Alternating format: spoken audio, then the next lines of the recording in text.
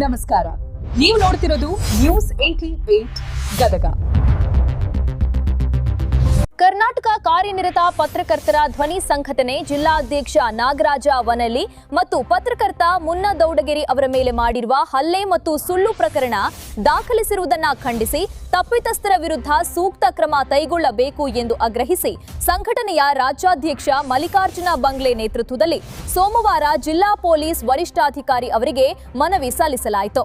ಇತ್ತೀಚೆಗೆ ಪತ್ರಕರ್ತರ ಮೇಲೆ ಹಲ್ಲೆ ಸುಳ್ಳು ಪ್ರಕರಣಗಳನ್ನು ದಾಖಲಿಸಿ ಜೀವ ಬೆದರಿಕೆಗಳನ್ನ ನೀಡುವ ಪ್ರಕರಣಗಳು ಹೆಚ್ಚಾಗುತ್ತಿವೆ.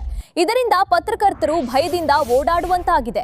ಪತ್ರಕರ್ತರ ಮೇಲೆ ಹಲ್ಲೆ ಮಾಡುವವರ ಮೇಲೆ ಕಠಿಣ ಶಿಕ್ಷೆ ಆಗಬೇಕು ಎಂದು ಒತ್ತಾಯಿಸಿದರು. ಬೇಡಿಕೆಗಳು: ಪತ್ರಕರ್ತರ ಮೇಲೆ ಹಲ್ಲೆ ಮಾಡಿದ ಆರೋಪಿಗಳನ್ನ ತಕ್ಷಣ ಬಂಧಿಸಿ ಕಾನೂನು ಕ್ರಮ ಜರುಗಿಸಬೇಕು. ಅಕ್ರಮ ಅಕ್ಕಿ ದಂಧೆಯನ್ನ ಜಿಲ್ಲೆಯಲ್ಲಿ ತಡೆಯಬೇಕು. ದಾಖಲಾಗಿರುವ ಸುಳ್ಳು ಪ್ರಕರಣವನ್ನ ಹಿಂಪಡೆಯಬೇಕು. ಪ್ರಕರಣ ಕುರಿತು ನ್ಯಾಯಸಮ್ಮತ ತನಿಖೆಯಾಗಬೇಕು. ಪತ್ರಕರ್ತರಿಗೆ ರಕ್ಷಣೆ ನೀಡಬೇಕು. ಹಲ್ಲೆಕೋರರ ವಿರುದ್ಧ ತನಿಖೆ ನಡೆಸಿ ರೌಡಿ ಶೀಟರ ತೆರೆಯಬೇಕು.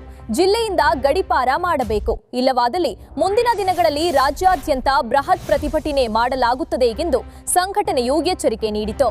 ಹಿನ್ನೆಲೆ: ಕೆಲ ದಿನಗಳ ಹಿಂದೆ ನಾಗರಾಜ ವನಲಿ ಮತ್ತು ಮುನ್ನ ಗೌಡಗೇರಿ ಅವರು ಅಕ್ರಮವಾಗಿ ಪಡಿತರ ಅಕ್ಕಿಯನ್ನ ಸಾಗಾಟ ಮಾಡುತ್ತಿದ್ದ ದಂಧೆಕೋರರ ವಾಹನವನ್ನ ತಡೆಗಟ್ಟಿದರು.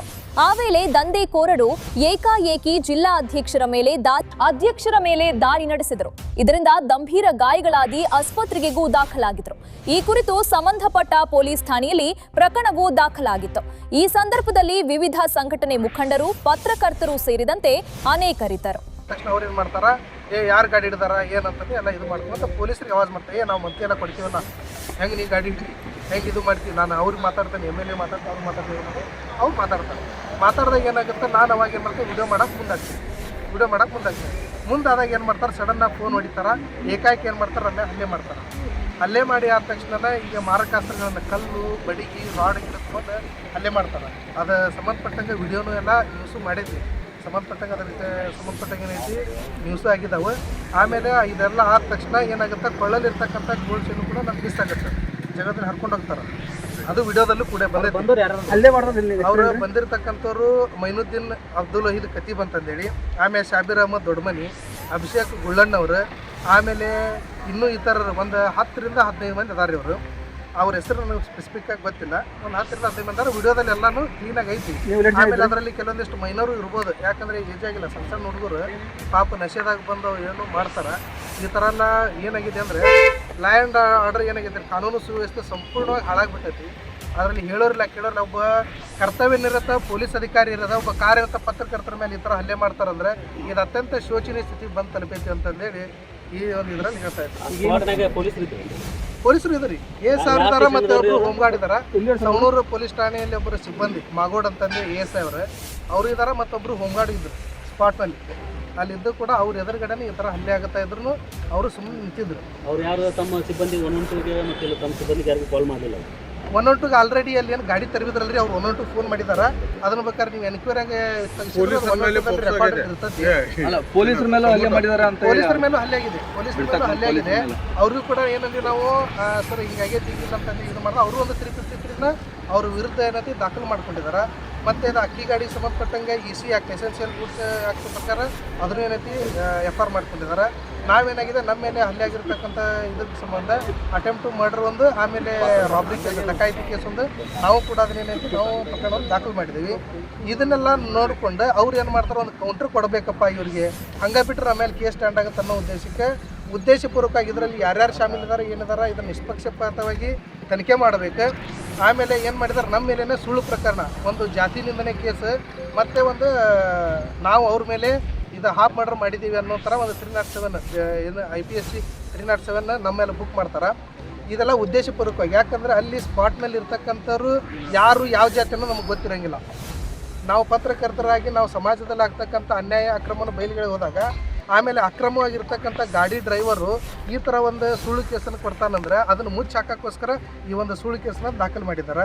ಆಮೇಲೆ ಇನ್ನೊಂದು, ಆ ವ್ಯಕ್ತಿ ನನಗೆ ಗೊತ್ತೂ ಇಲ್ಲ, ಅವನ ಕೂಟ ನನಗೆ ಸಂಪರ್ಕನೂ ಇಲ್ಲ, ಯಾರು ಫಿರ್ಯಾದಾರ ಏನಿದಲ್ಲ. ಇನ್ನು ಅವನ ಬಗ್ಗೆ ನನಗೆ ಗೊತ್ತೇ ಇಲ್ಲ ಅಂದ್ರೆ ಅವನ ಜಾತಿ ನನಗೆ ಹೆಂಗೆ ಗೊತ್ತಾಗುತ್ತೆ? ಇದು ಷಡ್ಯಂತ್ರ ಮಾಡಿಕೊಂಡು ಈ ಥರ ಪತ್ರಕರ್ತನ ಒಂದು ಸ್ವತಂತ್ರ ಪತ್ರಿಕೋದ್ಯಮವನ್ನು ಹತ್ತಿಕ್ಕೋ ಒಂದು ದೃಷ್ಟಿ ಒಳಗೆ ಎಂಟೈರ್ ಹಾವೇರಿ ಜಿಲ್ಲೆಯಾದಂಥ ಈ ಥರ ಹುನ್ನಾರಗಳು ನಡೀತಾ ಇದಾವೆ. ಇದು ಮೊದಲೇದಲ್ಲ, ಈ ಥರ ಪದೇ ಪದೇ ಸತತವಾಗಿ ನಡೀತಾ ಇದ್ದಾವೆ. ಆಮೇಲೆ ಯಾವುದಾದ್ರೂ ಕೆಲವೊಂದಿಷ್ಟು ಏನು ಮಾಡ್ತಾರಂದ್ರೆ ಆಮಿಷಕ್ಕೆ ಒಳಗಾಗಿ ಪೊಲೀಸರಾಗಿರ್ಬೋದು, ಕೆಲವೊಂದಿಷ್ಟು ರಾಜಕಾರಣಿಗಳ ಕೈವಾಡದಿಂದ ಇವ್ರೇನು ಮಾಡ್ತಾರ ಭಾಳಷ್ಟು ಬೇರೂರು ಬಿಟ್ಟಿದ್ದಾರೆ. ಇದನ್ನು ಎಷ್ಟಾಗಿದೆ ಅಂದರೆ ಜಾಲ ಪತ್ರಕರ್ತರು ಅನ್ನೋಂಗಿಲ್ಲ, ಪೊಲೀಸರು ಅನ್ನೋಂಗಿಲ್ಲ, ಯಾರ ಮೇಲೂ ಬೇಕಾದ್ರೆ ಹಲ್ಲೆ ಮಾಡುವಂಥ ಶೋಚನೀಯ ಸ್ಥಿತಿ ಬಂದು ತಲುಪಿಟ್ಟಿದೆ. ಈಗ ಘಟನೆ ನಡೆದು ಇವತ್ತಿಗೆ ಎಷ್ಟು ದಿವಸ ಆಯಿತು ಮತ್ತು ಪೊಲೀಸರು ಇದರ ಬಗ್ಗೆ ಯಾವ ರೀತಿ ಕ್ರಮ ತೆಗೆದುಕೊಂಡ್ರು? ಪೊಲೀಸರು ಇದ್ರ ಬಗ್ಗೆ ಯಾವುದೇ ರೀತಿ ತನಿಖೆಯನ್ನು ಕೈಗೊಂಡಿಲ್ರಿ. ಯಾಕಪ್ಪ ಅಂದ್ರೆ ಅವರು ಏನು ಮಾಡಿದ್ದಾರೆ ಅಂದರೆ ಆರೋಪಿಗಳ ಸ್ವತಃ ಪೊಲೀಸರ ಮೇಲೆ ಹಲ್ಲೆ ಮಾಡಿದ್ರು ಕೂಡ ಮತ್ತು ಪತ್ರಕರ್ತರ ಮೇಲೆ ಹಲ್ಲೆ ಮಾಡಿದ್ರು ಕೂಡ ಅವ್ರನ್ನ ಬಂದು ಅವ್ರು ಬಂಧಿಸುವಲ್ಲಿ ಪೊಲೀಸರು ಕೂಡ ವಿಫಲಾಗಿದ್ದಾರೆ. ಇದರಲ್ಲಿ ಯಾರು ಹುನ್ನಾರದಿಂದ ಯಾರು ಮಾತು ಕೇಳಿ ಅವ್ರು ಇದು ಮಾಡ್ತಾರೋ ಅದ್ರ ಬಗ್ಗೆ ಗೊತ್ತಿಲ್ಲ. ಇವತ್ತು ಈ ಘಟನೆ ನಡೆದು ಎಷ್ಟು ದಿವಸ? ಘಟನೆ ನಡೆದ ಸುಮಾರು 7ನೇ ತಾರೀಕು ಘಟನೆ ನಡೆದಿದೆ ರೀ. ನಮ್ಮ ಮೇಲೆ 9ನೇ ತಾರೀಕು ಪ್ರಕರಣ ದಾಖಲು ಮಾಡಿದ್ದಾರೆ. 9ನೇ ತಾರೀಕು ಪ್ರಕರಣ ದಾಖಲು ಮಾಡಿ ಮುಂದಿನ ಕ್ರಮ ಏನಿಲ್ಲ. ಈ ಥರ ಏನು ಮಾಡ್ತಾ ಇದಾರಲ್ಲ ಅವ್ರ ಮೇಲೆ ಯಥಾವತ್ತಾಗಿ ಕಾನೂನು ಸುವ್ಯವಸ್ಥೆ, ಜಿಲ್ಲೆಯಲ್ಲಿ ಕಾನೂನು ಮತ್ತು ಶಾಂತಿ ಸುವ್ಯವಸ್ಥೆಯನ್ನು ಕಾಪಾಡೋ ನಿಟ್ಟಿನಾಗ ಅವರು ಆರೋಪಿತರ ಮೇಲೆ ನೋಟಿಸ್ ಓಪನ್ ಮಾಡಿ ಶಾಂತಿ ನೆಲೆಸ್ಬೇಕಪ್ಪ ಅಂದ್ರೆ ಅವ್ರನ್ನ ಜಿಲ್ಲೆಯಿಂದ ಕಡಿಮೆ ಮಾಡಬೇಕನ್ನೋದು ನಮ್ಮೊಂದು ಸಂಘಟನೆ ಒಂದು ಉದ್ದೇಶ ಐತಿ. ಅದಕ್ಕೆ ಸಂಬಂಧಪಟ್ಟಾಗ ನಮ್ಮ ರಾಜ್ಯಾಧ್ಯಕ್ಷರು ಉದ್ದೇಶರು ಬಂದಿದ್ದಾರೆ. ಆಮೇಲೆ ವಿವಿಧ ಸಂಘಟನೆಗಳು ಕೂಡ ಯಾರ್ಯಾರು ಶಾಮೀಲಿದ್ದಾರೆ ಏನಿದಾರ ಇದನ್ನು ನಿಷ್ಪಕ್ಷಪಾತವಾಗಿ ತನಿಖೆ ಮಾಡಬೇಕು. ಆಮೇಲೆ ಏನು ಮಾಡಿದಾರೆ ನಮ್ಮ ಮೇಲೇ ಸುಳ್ಳು ಪ್ರಕರಣ, ಒಂದು ಜಾತಿ ನಿಂದನೆ ಕೇಸ್, ಮತ್ತು ಒಂದು ನಾವು ಅವ್ರ ಮೇಲೆ ಇದು ಹಾಫ್ ಮರ್ಡರ್ ಮಾಡಿದ್ದೀವಿ ಅನ್ನೋ ಥರ ಒಂದು 307 ಏನು IPSC 307 ನಮ್ಮ ಮೇಲೆ ಬುಕ್ ಮಾಡ್ತಾರೆ. ಇದೆಲ್ಲ ಉದ್ದೇಶಪೂರ್ವಕವಾಗಿ, ಯಾಕಂದರೆ ಅಲ್ಲಿ ಸ್ಪಾಟ್ನಲ್ಲಿ ಇರ್ತಕ್ಕಂಥವ್ರು ಯಾರು ಯಾವ ಜಾತಿ ಅನ್ನೋ ನಮ್ಗೆ ಗೊತ್ತಿರೋಂಗಿಲ್ಲ. ನಾವು ಪತ್ರಕರ್ತರಾಗಿ ನಾವು ಸಮಾಜದಲ್ಲಿ ಆಗ್ತಕ್ಕಂಥ ಅನ್ಯಾಯ ಅಕ್ರಮನ ಬಯಲಿಗೆ ಹೋದಾಗ ಆಮೇಲೆ ಅಕ್ರಮವಾಗಿರ್ತಕ್ಕಂಥ ಗಾಡಿ ಡ್ರೈವರು ಈ ಥರ ಒಂದು ಸುಳ್ಳು ಕೇಸನ್ನು ಕೊಡ್ತಾನಂದ್ರೆ ಅದನ್ನು ಮುಚ್ಚಿ ಹಾಕೋಕ್ಕೋಸ್ಕರ ಈ ಒಂದು ಸುಳ್ಳು ಕೇಸನ್ನು ದಾಖಲು ಮಾಡಿದ್ದಾರೆ. ಆಮೇಲೆ ಇನ್ನೊಂದು, ಆ ವ್ಯಕ್ತಿ ನನಗೆ ಗೊತ್ತೂ ಇಲ್ಲ, ಅವನ ಕೂಟ ನನಗೆ ಸಂಪರ್ಕನೂ ಇಲ್ಲ, ಯಾರು ಕಿರಿಯಾದಾರ ಏನದಲ್ಲ. ಇನ್ನು ಅವನ ಬಗ್ಗೆ ನನಗೆ ಗೊತ್ತೇ ಇಲ್ಲ ಅಂದ್ರೆ ಅವನ ಜಾತಿ ನನಗೆ ಹೆಂಗೆ ಗೊತ್ತಾಗುತ್ತೆ? ಇದು ಷಡ್ಯಂತ್ರ ಮಾಡಿಕೊಂಡು ಈ ಥರ ಪತ್ರಕರ್ತನ ಒಂದು ಸ್ವತಂತ್ರ ಪತ್ರಿಕೋದ್ಯಮವನ್ನು ಹತ್ತಿಕ್ಕೋ ದೃಷ್ಟಿ ಒಳಗೆ ಎಂಟೈರ್ ಹಾವೇರಿ ಜಿಲ್ಲೆಯಾದಂಥ ಈ ಥರ ಹುನ್ನಾರಗಳು ನಡೀತಾ ಇದ್ದಾವೆ. ಇದು ಮೊದಲೇದಲ್ಲ, ಈ ಥರ ಪದೇ ಪದೇ ಸತತವಾಗಿ ನಡೀತಾ ಇದ್ದಾವೆ. ಆಮೇಲೆ ಯಾವುದ್ಯಾವುದೋ ಕೆಲವೊಂದಿಷ್ಟು ಏನು ಮಾಡ್ತಾರಂದರೆ ಆಮಿಷಕ್ಕೆ ಒಳಗಾಗಿ ಪೊಲೀಸರಾಗಿರ್ಬೋದು, ಕೆಲವೊಂದಿಷ್ಟು ರಾಜಕಾರಣಿಗಳ ಕೈವಾಡದಿಂದ ಇವ್ರೇನು ಮಾಡ್ತಾರ ಭಾಳಷ್ಟು ಬೇರೂರು ಬಿಟ್ಟಿದ್ದಾರೆ. ಇದನ್ನು ಎಷ್ಟಾಗಿದೆ ಅಂದರೆ ಈ ಜಾಲ ಪತ್ರಕರ್ತರು ಅನ್ನೋಂಗಿಲ್ಲ, ಪೊಲೀಸರು ಅನ್ನೋಂಗಿಲ್ಲ, ಯಾರ ಮೇಲೂ ಬೇಕಾದ್ರೆ ಹಲ್ಲೆ ಮಾಡುವಂಥ ಶೋಚನೀಯ ಸ್ಥಿತಿ ಬಂದು ತಲುಪಿಟ್ಟೈತೆ.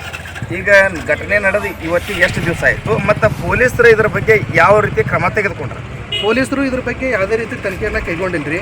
ಯಾಕಪ್ಪ ಅಂದ್ರೆ ಅವರು ಏನು ಮಾಡಿದ್ದಾರೆ ಅಂದರೆ ಆರೋಪಿಗಳ ಸ್ವತಃ ಪೊಲೀಸರ ಮೇಲೆ ಹಲ್ಲೆ ಮಾಡಿದ್ರು ಕೂಡ ಮತ್ತು ಪತ್ರಕರ್ತರ ಮೇಲೆ ಹಲ್ಲೆ ಮಾಡಿದ್ರು ಕೂಡ ಅವ್ರನ್ನ ಬಂದು ಅವ್ರು ಬಂಧಿಸುವಲ್ಲಿ ಪೊಲೀಸರು ಕೂಡ ವಿಫಲಾಗಿದ್ದಾರೆ.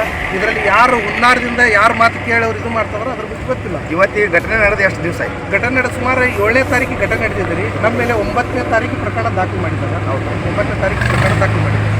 ಮುಂದಿನ ಕ್ರಮ ಏನು ಮಾಡ್ತಾರೆ?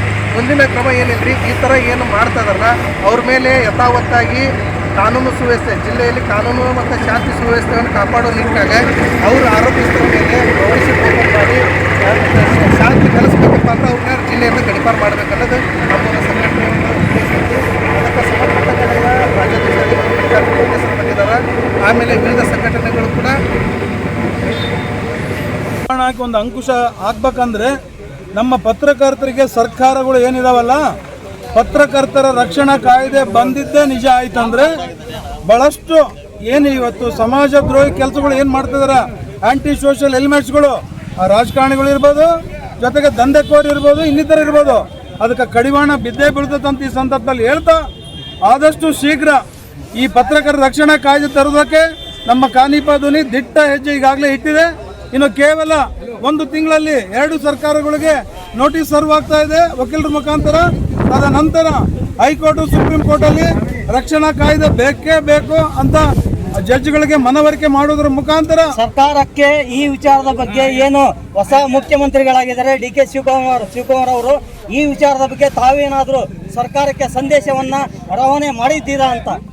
ಸರ್, ಇವಾಗ DK ಸಾಹೇಬ್ರು ಏನು ಬಂದಿದ್ದಾರಲ್ಲ, ಬಹಳಷ್ಟು ಡೇರ್ ಅಂಡ್ ಡೆವಿಲ್ ಆಗಿ ಸ್ಟೆಪ್ಸ್ ಬೋಲ್ಡ್ ಆಗಿ ತಗೊಂತಾ ಇದ್ದಾರೆ. ಇವತ್ತು ನೋಡಿ, ನಿರುದ್ಯೋಗಗಳಿಗೆ ಯಾರು ಇಡಲಾರ್ದಂಥ ಒಂದು ಧೈರ್ಯವಾದಂಥ ಒಂದು ಹೆಜ್ಜೆ ಇವತ್ತು DK ಶಿವಕುಮಾರ್ ಈಗಾಗಲೇ ಇಟ್ಬಿಟ್ಟಿದ್ದಾರೆ.